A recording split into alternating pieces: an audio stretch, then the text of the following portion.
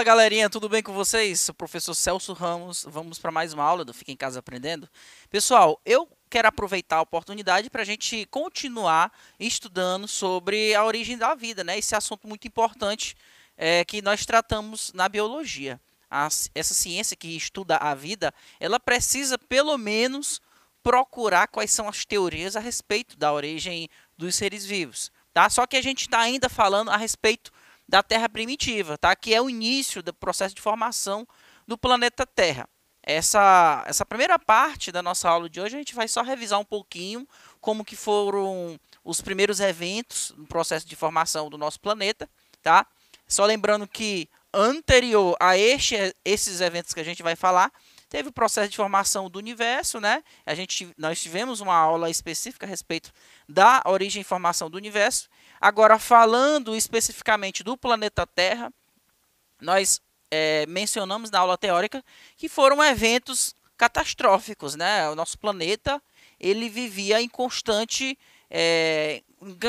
processo de destruição. Na verdade, processos de formação e destruição, porque vamos analisar que o planeta ele estava constantemente sendo submetido a pressões advindas do espaço, porque, segundo o que se conta, ocorriam bombardeios constantes de meteoros, né, de corpos celestes se chocando contra o planeta. Fala também que uma boa parte da massa do nosso planeta ela é resultante de componentes que vieram do espaço. Então, esses componentes foram se chocando contra o planeta e foi agregando massa. E lógico, como vai vindo matéria do espaço, vai vindo elementos químicos do espaço. É desses elementos químicos que nós vamos ter ali as diversas reações químicas que vão ali formando o nosso planeta. Então, o planeta em constante calor, né, porque o calor era tão intenso que as rochas ainda estavam em fase líquida, né? O calor constante estava na forma de magma, tá? E aí, como eu falei para vocês, esses constantes bombardeios era algo diário. Então, só começou a ocorrer o resfriamento da crosta terrestre, pessoal, quando a gente começa a ter ali a liberação de vapor d'água, né? A nossa atmosfera primitiva não tinha oxigênio, segundo os teóricos, tá? Existem alguns gases que a gente vai analisar na próxima aula sobre o experimento de Miller, tá? Miller, tá? Esse cara que fez um experimento, ele tentou fazer uma simulação dessas condições primitivas, tá? Que nós estamos aqui analisando. E ali ele tentou colocar os gases, né, os gases que existiam na nossa atmosfera primitiva e fazendo uma simulação para saber como, por exemplo, que as primeiras substâncias orgânicas teriam se formado, tá? Mas essa simulação a gente vai estudar depois, tá? Então, segundo esse experimento do Miller, o nosso planeta tinha alguns gases, como por exemplo, vapor d'água, né, NH2, CH4, que é o gás metano, e esses gases eles estavam ali em constante processo de reações químicas, graças, por exemplo, aos choques elétricos que, por exemplo, os raios poderiam formar. E aí isso promovia várias reações químicas e ali nós temos o planeta sofrendo resfriamento constante, né, com as chuvas. A água batia logo ali nas rochas quentes e ela de cara já sofria evaporação instantânea e esse ciclo constante de evaporação, condensação, né, precipitação, que é por meio da chuva, esse ciclo constante começou a formar, por exemplo, os primeiros mares, né, os primeiros rios, lagos, oceanos. E aí nós sabemos que como tinha essas várias reações químicas que estavam acontecendo, foi se acumulando os componentes orgânicos, né, nesses grandes recipientes, podemos dizer assim, recipientes como os grandes oceanos. E ali poderia ter se originado os primeiros seres vivos, tá? Então essas eram as condições do nosso planeta. Agora, feita essa revisão, vamos agora responder algumas questões, tá? Então vamos lá. A primeira questão ela fala: a Terra primitiva era completamente diferente da Terra que conhecemos hoje. A atmosfera era composta por outros gases, sua superfície era muito rochosa e escura e havia muitos vulcões. Porém, com o passar do tempo, isso mudou e a Terra foi se transformando no planeta que habitamos. O que possibilitou essa mudança? Vamos analisar que o planeta ele estava em constantes processos catastróficos, né? Bombardeios. O nosso planeta tinha as rochas vulcânicas constantemente sendo liberado lava vulcânica. Então, era inóspito, não tinha condição para a vida. Então, o que foi que possibilitou essa mudança para que o nosso planeta tivesse condições para abrigar a vida? Tá? A letra A diz: a alta concentração de sulfeto de hidrogênio e metano na atmosfera. Será que foi isso que possibilitou com que o nosso planeta pudesse ter seres vivos?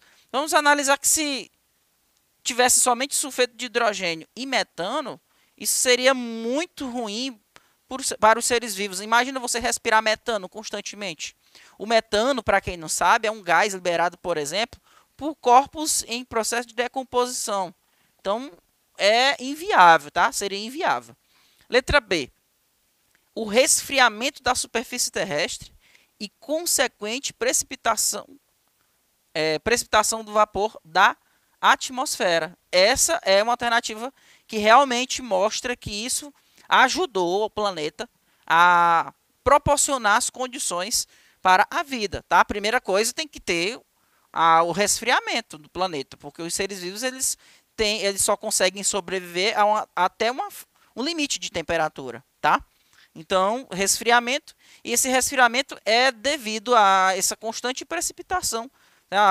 Como nós tivemos ali constantes impactos de asteroides ou corpos celestes ali se impactando contra a Terra, segundo o que se acredita, né, o vapor, a água na forma de vapor, ela veio desses corpos celestes e que puderam agregar ali a nossa atmosfera. Essa água agora começa no processo constante de evaporação e quando chega nas altas altitudes, a baixa temperatura faz com que o vapor se transforme em estado líquido, processo de condensação. E ali vai acontecer a precipitação na forma de chuva. Essa chuva cai na rocha quente e vai sofrer o processo de calefação, né? Calefação é a mesma coisa que acontece quando você joga água numa panela muito quente. Na hora que bate, ela evapora instantaneamente. Então, a mesma coisa acontecia com o planeta naquelas situações de altas temperaturas. Então, resfriamento da superfície terrestre e consequente precipitação do vapor da atmosfera. Tá? Não vai ser a letra C, que é formação de placas tectônicas, não vai ser as constantes colisões de meteoros na superfície terrestre, tá? E nem os elementos, que são essas partículas e átomos mais pesados que formaram a superfície terrestre. Não, só a letra B mesmo. A próxima questão nos diz o seguinte, vamos lá. Descobertas recentes têm mostrado que a maior parte da água e do elemento carbono presentes em nosso planeta teria chegado a bordo de asteroides. Pessoal, isso aqui eu acabei de comentar, né? Segundo essas pesquisas, a maior parte do carbono, vamos mencionar que carbono está presente aonde? No gás carbônico, que forma a nossa atmosfera, né? O que é o gás carbônico? CO2, né? CO2. Então, nós temos o elemento carbono, nós vamos encontrar carbono, por exemplo, no gás metano, tá? CH4, a molécula CH4, tá? Então, metano, aliás, desculpa, carbono e água estariam presentes, tá? A bordo de asteroides. Esses asteroides teriam trazido esses elementos, né, essas substâncias químicas para o nosso planeta e ali passou a fazer parte da nossa atmosfera, tá? Então, essas descobertas falam sobre isso. Isso abre margem para que muitos estudiosos levantem hipóteses de que a vida aqui na Terra seria proveniente de processos evolutivos que os primeiros organismos a colonizarem no nosso planeta teriam sofrido, tá? Acredita-se, portanto, que esporos poderiam ser transportados pelo espaço. Na sentença acima, pode-se perceber uma clara defesa de quê? Uma defesa da criação, da heterotrofia, do parasitismo, da panspermia ou da abiogênese. Vamos analisar aqui o que o enunciado está falando. Ele está dizendo que a bordo de asteroides, tá, teria vindo o carbono, o elemento carbono, e a água. Da mesma maneira, acredita-se também que esporos teria vindo a bordo desses asteroides. O que são esporos, pessoal? Esporos, eu posso dizer que é como se fossem sementes, tá? Vamos lembrar que os fungos eles liberam esporos. Esses esporos, quando eles caem em um ambiente que é propício para a sobrevivência dele, ele vai germinar e vai originar fungos. Da mesma maneira, eu tenho, por exemplo, esporos que podem originar bactérias, tá? Alguns organismos, né, alguns seres vivos, eles podem entrar no estado de dormência e formar uma estrutura parecida com um esporo, tá? Como, por exemplo, alguns tipos de micro-organismos são chamados de rotíferos, tá? Tem alguns micro-organismos que são chamados de rotíferos, que quando, por exemplo, começa a chover, no local onde está acumulado água, esses pequenos esporos, eles formam esporos, né? Eles estão na terra seca, na forma de esporos. Quando chove, esses esporos eles originam micro-organismos, tá? Por isso que, por exemplo, quando está no tempo de chuva, se você pegar uma gotinha de lama do chão e colocar no microscópio, você vai conseguir ver uma variabilidade muito grande de micro-organismos. Esses micro-organismos estavam presentes naquele solo quando ele estava seco, só que num estado de dormência, tá? Esse estado de dormência muitas vezes é no formato de esporo, tá, ok? Então, da mesma maneira, a bordo de asteroides, esses esporos estariam presentes nos asteroides, que ao se chocarem contra o nosso planeta, eles ficaram ali por algum tempo, em estado de dormência, inativos. E agora, quando começa o planeta a sofrer o resfriamento, né, as chuvas constantes começaram a acumular água, né, a água no estado líquido, porque na maioria das vezes a gente tinha água no estado gasoso.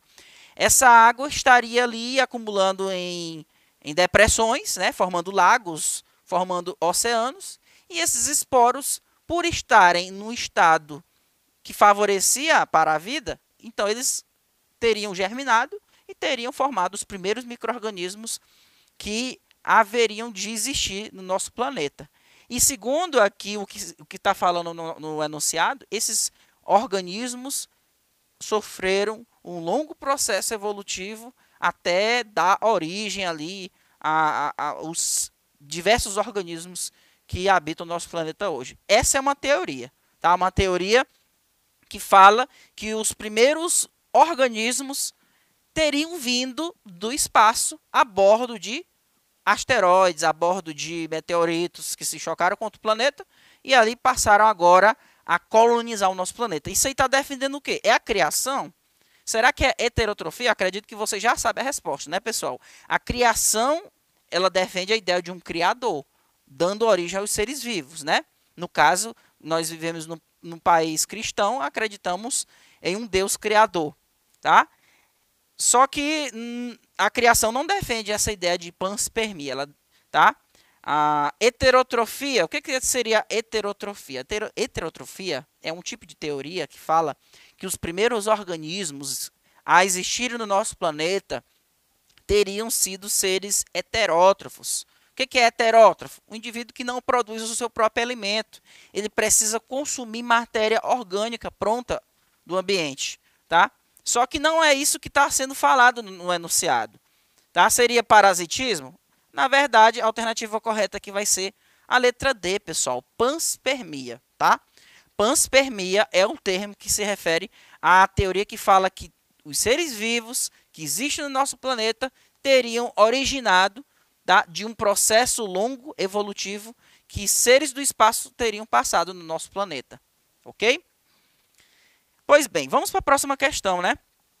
Essa próxima questão, ela fala: as perguntas sobre a origem da vida são tão velhas quanto o Gênesis e tão jovens como cada manhã. Para os cientistas, ainda não existem respostas definitivas. Contudo, apesar das divergências, os cientistas podem concordar quando se considera que seria fundamental para o estabelecimento da vida que as primeiras formas de vidas fossem capazes de quê? Bem, nós temos várias teorias a respeito da origem dos seres vivos, tá? Só um adendo aqui, antes de eu terminar de responder essa questão, ainda falando da questão anterior, eu lembrei uma coisa importante. Sabe, os astronautas, eles costumam fazer muitos experimentos enviando para o espaço micro-organismos, tá, pessoal? Para tentar ver se os micro-organismos do nosso planeta conseguem sobreviver às condições inóspitas do espaço, tá? Então, voltando aqui para a nossa questão, né?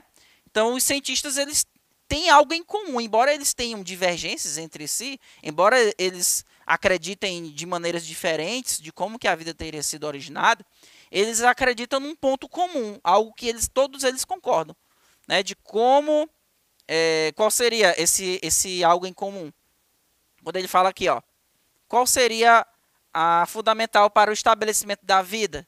Que as primeiras formas de vida fossem capazes de fazer o quê? Vamos lá, letra A. Reconhecer o ambiente e realizar movimentos? Será que essa seria uma capacidade das primeiras formas de vida?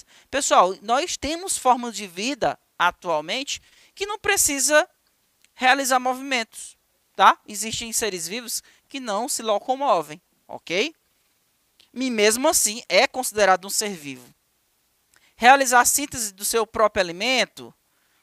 Nós, por exemplo, nós somos seres heterótrofos. O que são heterótrofos? São organismos que não produzem o seu próprio alimento. Então, esse não é um requisito para que o indivíduo seja considerado um ser vivo, né? Crescer e manter sua organização. Letra D. Reproduzir-se e transmitir informações. Então, isso aqui é altamente importante para que exista isso aqui nos primeiros seres vivos no planeta. Eles têm que ter capacidade de se reproduzir e transmitir essas informações. Como é que eles vão propagar suas características? Lógico que é por meio da reprodução e dessa transmissão dessas informações genéticas. Então a alternativa correta vai ser a letra D. Tá? Vocês têm que lembrar quais são as características típicas dos seres vivos. Quais são? Reprodução. Essa é uma das principais características, tá? Reprodução, propagar as informações genéticas para a sua descendência, tá bom? Vamos lá para a próxima questão. A resposta para a pergunta de como teria surgido a vida é algo que talvez a humanidade nunca descubra.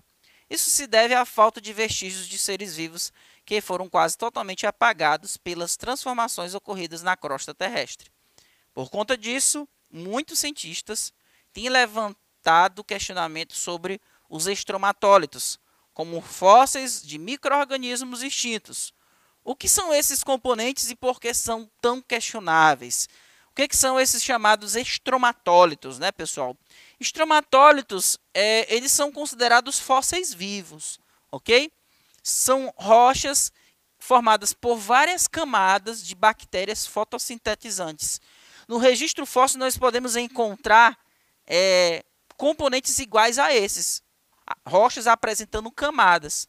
Isso seria um indício de haver indivíduos fotossintetizantes, ou seja, indivíduos que promovem fotossíntese. Tá? Alguns pesquisadores acreditam que certas formações microscópicas presentes nos estromatólitos com idade de 3,5 bilhões de anos e que têm sido interpretadas como microfósseis de bactérias fotossintetizantes. São meros artefatos, ou seja, formações não relacionadas com seres vivos, mas que apenas lembram sua estrutura. De acordo com esses cientistas, microfósseis convincentes só aparecem em rochas de 1,9 bilhões de anos encontrados no Canadá. São fósseis que por alguns cientistas são considerados como importantes, já por outros teria sido apenas elementos comuns, tá? Então, eu espero que vocês tenham entendido a aula de hoje. Eu aguardo vocês na próxima aula, pessoal. Tchau, tchau.